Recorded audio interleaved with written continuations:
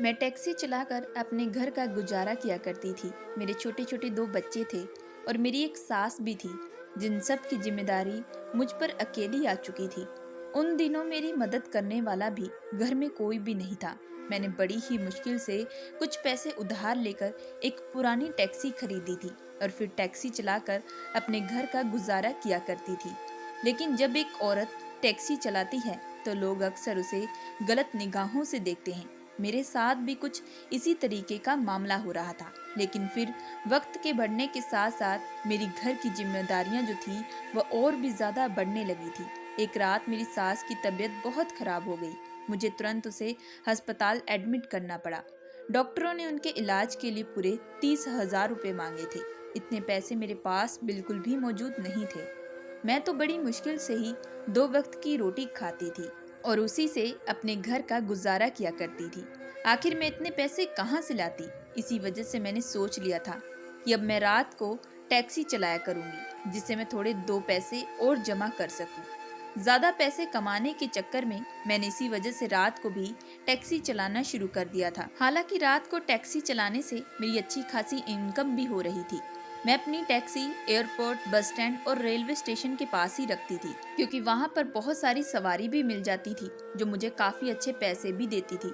उन पैसों से मैं अपनी घर की जरूरतों को पूरा करने लगी। लेकिन इस दौरान एक रात मेरे साथ एक ऐसा हादसा हुआ जिसे सुनकर आप लोग बेहद हैरान रह जाओगे। मैं दिखने में तो बेहद सुंदर थी, इसी वजह से अक्सर लोग मुझ पर लाइन भी मारा करते थे। लेकिन मैं लोगों की बुरी नजरों से हमेशा अपने आप को बचा कर रखती थी। लेकिन एक रात मैंने हवाई अड्डे से एक सवारी ली, जिसने एक ऐसी जगह पर मुझे जाने का बताया जो काफी दूर था। मैंने तो सबसे पहले उसे इनकार भी किया, लेकिन उसके बाद उसने मुझे खूब सारे पैसे भी देने की बात की। फिर मैंने सोचा, आज की रात की ही तो बात है, इसके बाद मैं कभी भी दूर की सवारी लेकर बिल्कुल भी नहीं जाऊंगी। लेकिन अब उसके बदले वह मुझे खूब सारे पैसे भी दे रहा था। मैंने बिना सोचे समझे उस आदमी को अपनी टैक्सी में बिठा लिया और जैसे ही मैंने टैक्सी चलाना शुरू की तो मैंने शीशे से देखा कि वह आदमी मुझे पीछे से अजीब नजरों से देख रहा था।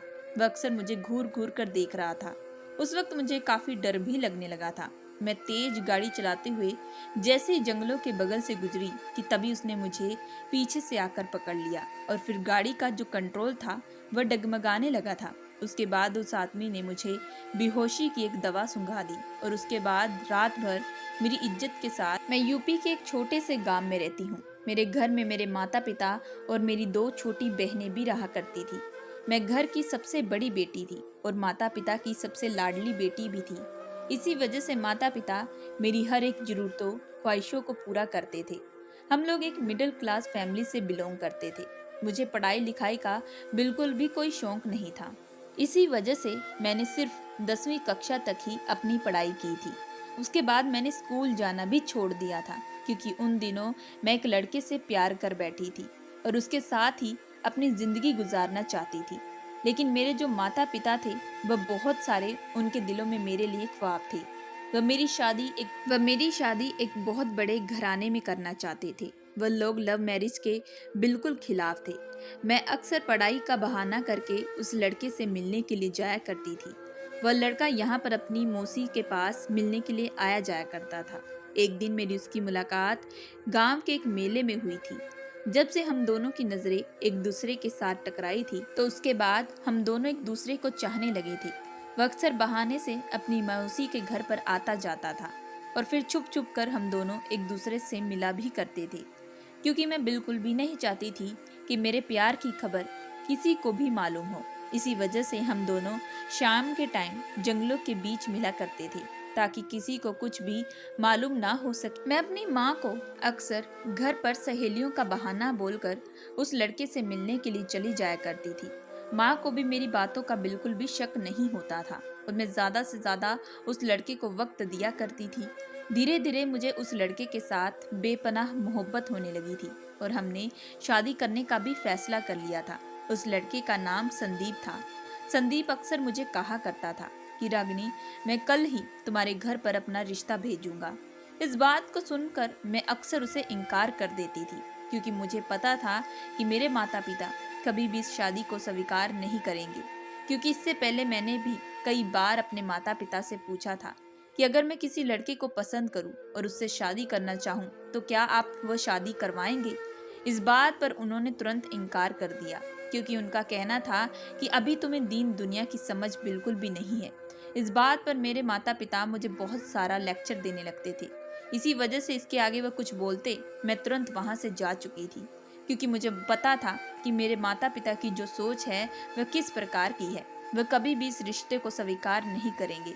मैंने इसी तरीके से अपनी जिंदगी काटनी शुरू कर दी। तभी मुझे घर से एक खबर मिली कि मेरे माता पिता मेरे लिए रिश्ता देखने वाले हैं और जल्द ही मेरी शादी किसी अच्छे से लड़के के साथ कर देंगे।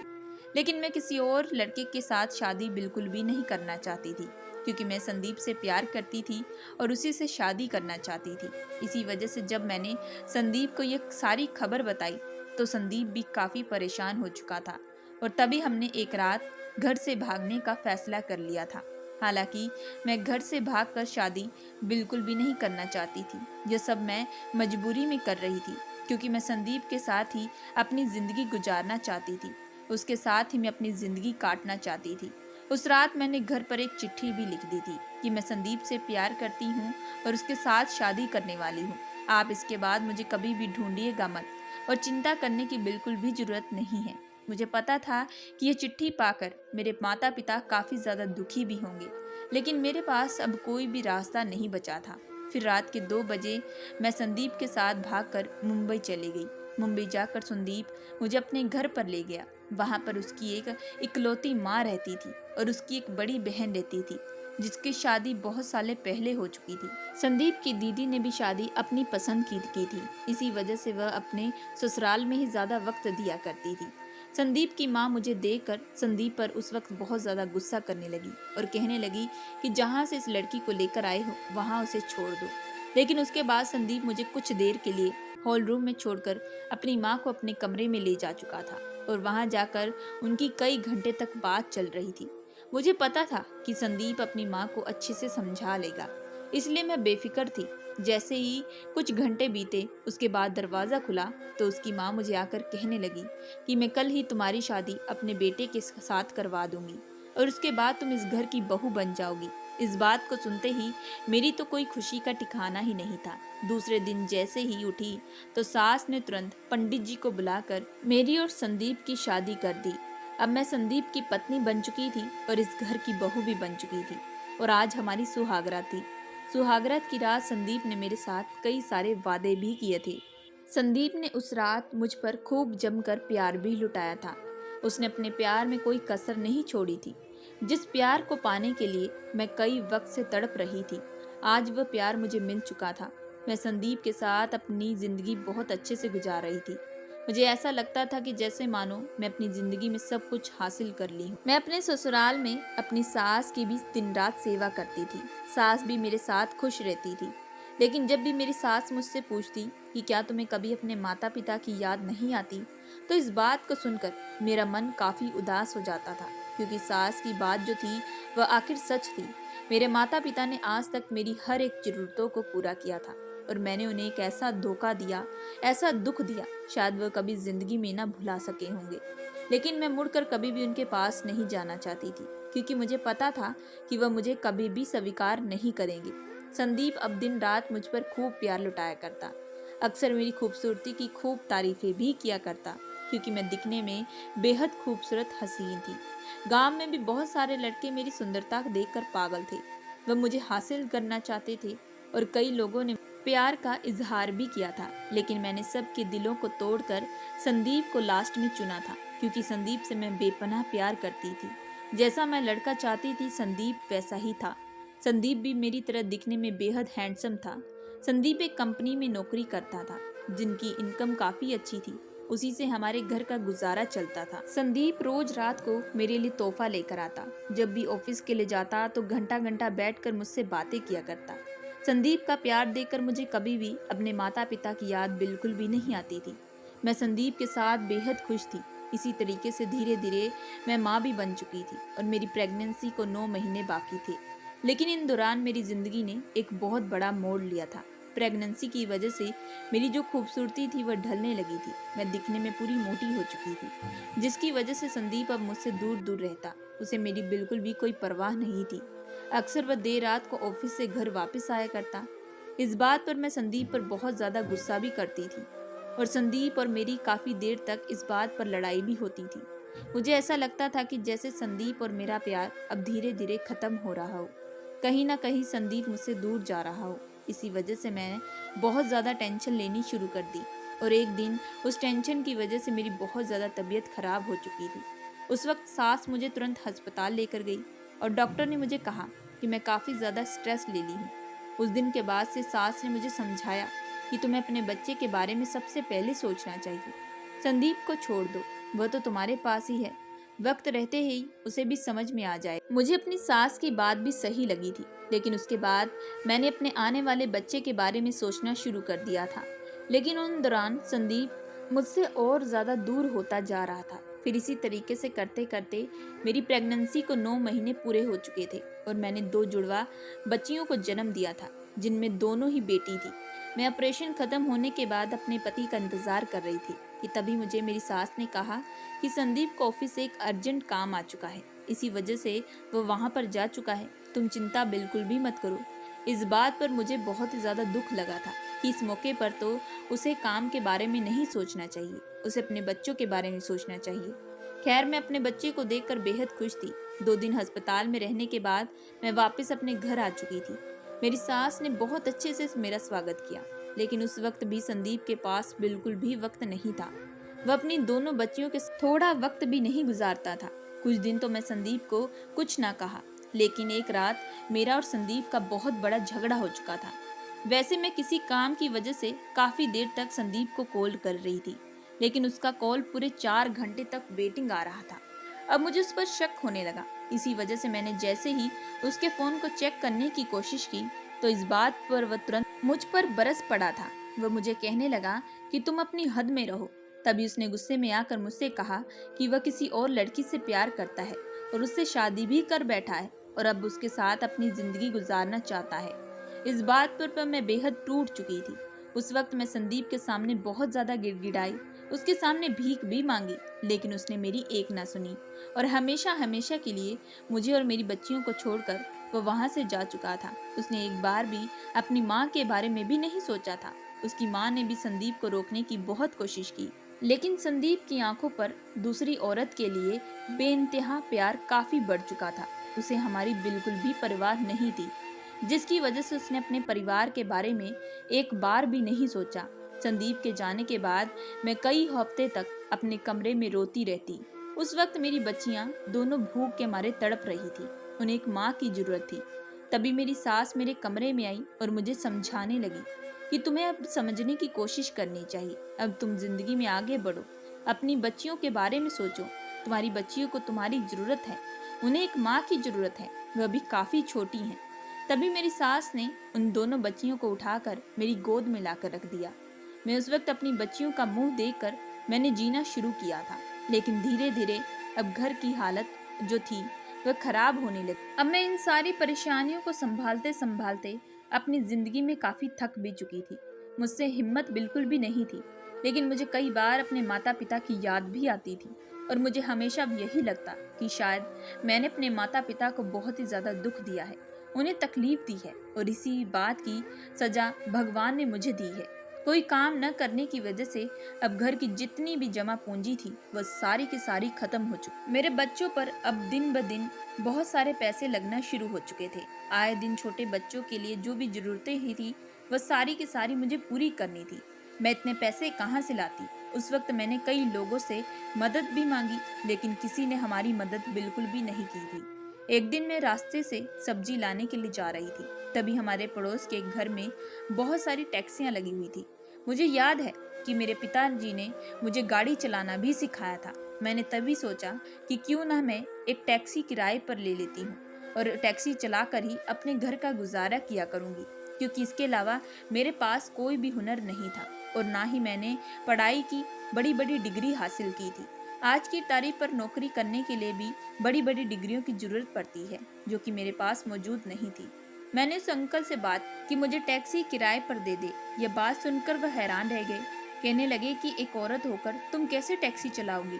मैंने कहा, जी अंकल, मेरी मजबूरी है। मेरे पति मुझे छोड़कर दूसरी औरत के पास जा चुके हैं। मेरे 2 छोटे-छोटे बच्चे हैं और घर की हालत बहुत ही ज़्यादा खराब हो चुकी है। आप प्लीज़ ये टैक्सी किराए पर दे दें। मैं आपको रोज़ इसका भाड़ा दिया करूँगी। तभी उस अंकल ने मेरी बात सुनकर कहा कि ठीक है, लेकिन तुम्हें टैक्सी के पूरे 200 रुपये किराया देना पड़ेगा और मैं रोज़ के रोज़ किराया लूँगा। मैंने अंकल की बात सुनकर उन्हें तुरंत हाँ कह दिया और जैसे ही तुरंत घर गई तो घर का सारा काम खत्म करने के बाद मैं शाम को तुरंत टैक्सी चलाने के लिए घर से निकल चुकी थी। एक औरत को टैक्सी चलाते हुए देख लोग अक्सर मुझे अजीब नज़रों से देखने लगे थे, लेकिन मुझे उनकी नज़रों से बिल्कुल भी कोई परवाह नहीं थी। मेरी आंखों में सिर्फ और सिर्फ मेरी बच्चियों की चिंता सता रही थी कि मेरे बच्चे भूख से तड़प रहे होंगे। मैं उनकी हर एक जरूरतों को पूरा करना चाहती, क्योंकि मैं एक माँ थी और एक माँ का फर्ज होता है अपने बच्चों को खुश रखना, उनकी सेवा करना। कुछ सवारी तो ऐसी भी होती थी जो मुझे गलत निगाह से देखती थी, लेकिन मैं मन मार कर बड़ी ही मुश्किल से टैक्सी चलाकर अपने घर का गुजारा कर रही थी। मेरा जो पहला दिन था उसमें 800 रुपए की कमाई हुई थी। उसमें से मैंने 200 रुपए उस अंकल को दे दिए।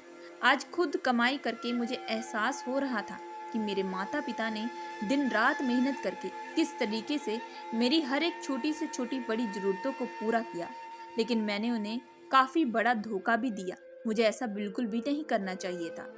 मेरी सास जो थी अब वह घर पर बच्चों को संभाला करती थी। वह भी मेरी मेहनत देखकर मेरी खूब तारीफें भी किया करती थी। अक्सर मेरी सास मुझे कहा करती थी कि मेरे बेटे ने जो किया वो बहुत ही ज्यादा गलत था। उसने तो एक बार अपनी माँ के बारे में भी नहीं सोचा, लेकिन तुम मेरी बहू होकर तब भी मेरे बारे में सोच रही हो। उन दिनों के बाद से मेरी सास के साथ जो मेरा प्यार था वो और भी ज्यादा बढ़ चुका था। अक्सर रात को जब भी मैं घर आती तो वह घर पर खाना बनाकर खुद तैयार कर देती थी। हालांकि ये जिम्मेदारी मेरी थी, लेकिन वह बड़े ही प्यार से इसके बाद मुझे अपने हाथों से खाना भी खिलाया करती थी। इसी तरीके से अब मैं रोज टैक्सी चलाना शुरू कर दी। टैक्सी चलाकर ही अब मेरे घर का गुजारा होना शुरू हो चुका था। धीरे धीरे मैंने पैसे जमा करने भी शुरू कर दिए थे। अब मैं जो भी पैसे कमाती उससे कुछ अपने बच्चों की जरूरतों को पूरा किया करती थी। लेकिन अब धीरे धीरे जो भी मेरी जिम्मेदारी थी वह धीरे धीरे और भी ज्यादा बढ़ने लगी थी, क्योंकि आए दिन छोटे छोटे बच्चों की जरूरतों के लिए पैसे खर्च होने शुरू हो चुके थे। इसलिए अब मैंने सोच लिया था कि अब मैं रात को भी टैक्सी चलाया करूंगी। रात को टैक्सी चलाकर मैं थोड़े पैसे और भी कमा सकती हूँ। रात को गाड़ी चलाने के बाद शायद मुझे कमाई और भी हो सकती है। इसी वजह से जब मैंने सास को यह बात कही तो सास ने तुरंत कहा कि बहू, तुम्हें रात को गाड़ी चलाने की कोई भी जरूरत नहीं है। हम थोड़े पैसों से ही अपना गुजारा कर लेंगे। तुम एक औरत हो और मुझे तुम्हारी चिंता भी होती है। ये दुनिया बहुत ही ज्यादा खराब है। कहीं तुम्हें कुछ हो गया तो मैं कहाँ जाऊंगी और उन छोटे छोटे बच्चों को कौन देखेगा। मेरी तो अब उम्र भी हो चुकी है और अब मेरी इन बूढ़ी हड्डियों में बिल्कुल भी जान नहीं बची। मैं तुम्हारी मदद कैसे करूंगी। सास की बात सुनकर मैंने कहा, आपको चिंता करने की जरूरत नहीं है, आप बेफिक्र रहें। मैं ज्यादा दूर का भाड़ा लेकर बिल्कुल नहीं जाऊंगी। अब उसके बाद से मैंने दिन और रात को गाड़ी चलाना शुरू कर दिया था। अब दिन और रात गाड़ी चलाकर मेरी जो हालत थी काफी खराब होने लगी थी, लेकिन ये सब कुछ मैं अपने परिवार की खातिर कर रही थी। रात को कमाई करने के बाद मेरी खूब कमाई भी होने लगी थी। अब मैं पूरे दिन रात के 2000 रुपये कमा लेती। लेकिन एक रात मेरे साथ कुछ ऐसा हादसा हुआ जिसे सुनकर आप लोग हैरान रह जाओगे। एक दिन मैं रास्ते से गुजर रही थी कि तभी एक सूट बूट पहना आदमी ने मेरी गाड़ी को आकर रोक लिया और गाड़ी में बैठ चुका था। मैंने उससे पूछा कि साहब, आपको कहाँ जाना है। तब उसने मुझे एक जगह का एड्रेस बताया। मैं उसे वहां ले जा चुकी थी। जैसे ही वह पैसे देने वाला तो मुझे देखकर हक्का बक्का रह चुका था। वो आदमी भी बार बार मुझे घूर घूर कर अजीब नजरों से देख रहा था। मैंने तुरंत उसे पैसे लिए और जैसे ही वहां से निकलने वाली तो तुरंत उस आदमी ने मेरा हाथ पकड़ लिया था और मुझे रोकने की कोशिश करने लगा। कहने लगा कि रागनी, तुम हो ना, तुम यहाँ पर क्या कर रही हो। मुझे देखकर उसके सवाल चलने स्टार्ट हो चुके थे। मेरे पास भागने का रास्ता नहीं था। मैंने तभी उसे अपनी सारी कहानी सुनाई।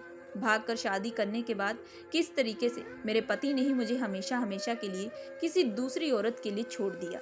उसके बाद से मुकेश और जो रागनी की दोस्ती थी वह फिर से होनी शुरू हो चुकी थी। मुकेश अब अक्सर रागनी के घर पर आया जाया करता था और उसके बच्चों की हर जरूरतों को पूरा किया करता था। वह उसके घर पर सारा सामान लेकर भी आता था, जिन जिन चीज़ों की उसे जरूरत पड़ती थी। हालांकि मैंने कई बार मुकेश को इनकार भी किया कि तुम्हें ये सब करने की बिल्कुल भी जरूरत नहीं है, लेकिन धीरे धीरे मुकेश का प्यार देखकर मैं उसे बिल्कुल भी नहीं रोक पा रही थी। सास भी दूर से ये सब कुछ अच्छे से देख पा रही थी। तभी एक दिन सास ने मुझसे मुकेश के बारे में बात की। तभी सास ने कहा कि रागिनी, तुम मुकेश से शादी क्यों नहीं कर लेती। इस बात को सुनकर मैं हैरान रह गई थी। तभी मैंने कहा कि मैं तो एक शादीशुदा औरत हूँ और मेरे 2 छोटे छोटे बच्चे भी हैं। ये बात सुनते ही सास कहने लगी, अगर मुकेश इन सब चीजों के बारे में सोचता तो शायद वह इस घर में रोज नहीं आता। उसे तुम्हारे बच्चों की जरूरतों को पूरा नहीं करता। मैं अक्सर उसकी आंखों में तुम्हारे लिए प्यार देखती हूँ और मैं खुद चाहती हूँ कि तुम अपनी जिंदगी की दूसरी शुरुआत करो। मेरा बेटा तो तुम्हें छोड़कर कब का जा चुका है और अब पूरे 1 साल बीत भी चुका है।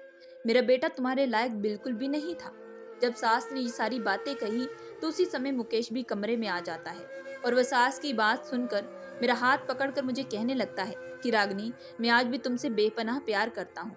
मुझे बिल्कुल भी कोई फर्क नहीं पड़ता कि तुम एक शादीशुदा औरत हो और तुम्हारे 2 छोटे बच्चे भी हैं। मैं तुम्हें और तुम्हारे दोनों बच्चियों को खूब प्यार करूंगा। उन्हें कभी भी कोई चीज की परेशानी नहीं आने दूंगा और कभी भी एक पिता की कमी बिल्कुल महसूस नहीं होने दूंगा।